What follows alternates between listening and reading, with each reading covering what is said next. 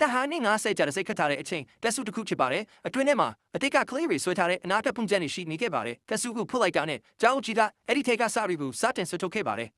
ထို့နောက်သူမစစ်မချင်းပုံစံမျိုးနဲ့အဲ့ဒီစာရီကိုကလေးရီတာဖြန့်ဝေစာပြုခဲ့ပါတယ်ကလေးရီတူရဲ့စာရီကိုစတင်ဖွင့်လိုက်တဲ့အခါတချို့ကတုံ့ပြန်ပုံတွေပြခဲ့ကြပါတယ်တချို့ကနိပညာအသစ်တွေအတွက်အကြံဉာဏ်တွေရခဲ့ကြပြီးတချို့ကပြန်တန်းနိုင်တဲ့ကားရဲ့ပုံစံတွေကိုမြင်ခဲ့ကြပါတယ်ဒါပေမဲ့ Frasco တို့အမိရတဲ့ကောင်းလေးတူသူစကိုဖွင့်လိုက်တဲ့အခါသူမိရတာသူစတဲ့နံပါတ်တွေတာဖြစ်ပါတယ်ဒါဟာပါဘူးဆိုလိုတဲ့ဆိုတာသူလောမသိခဲ့ပါဘူးသူနံပါတ်တွေအထိပါတဲ့စာရုပ်ကိုအင်္ဂုယူလာပြီးသူ့ဖေကိုကတ်တက်ခဲ့ပါတယ်သူရဲ့ package ဟာ Mega နက်ကတယူပပေးတာပမောက္ခတူချစ်ပြီးနံပါတ်တွေနဲ့ပတ်သက်လာရင်ကျွမ်းကျင်သူဖြစ်ပါတယ်သူတဘူးကူညီခြင်းတဲ့အတွက်သူစဖို့ဂရုတစိုက်စတင်လေးလာခဲ့ပါတယ်သူနံပါတ်တွေကိုပေါ်ပေါ်ရေးပြီးခွဲတက်ချမ်းသာတဲ့ညီတိုင်းတွေနဲ့ခွဲချမ်းစိတ်ချစာပြုခဲ့ပါတယ်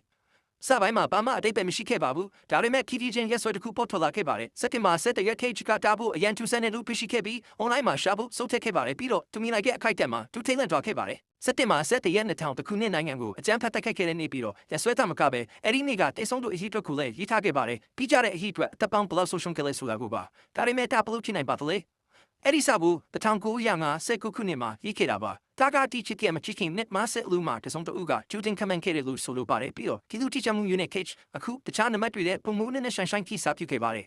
သူနံပါတ်တစ်ခုစီကိုသူကွန်ပျူတာနဲ့ထည့်သွင်းခဲ့ပါတယ်ပြီးတော့သူဖော်ထုတ်လိုက်တဲ့ရက်ဆွဲရင်းနဲ့အချက်လက်တွေဟာအတိတ်ကအဓိကချစ်တဲ့တွေနဲ့ကိုင်းညီခဲ့ပါတယ်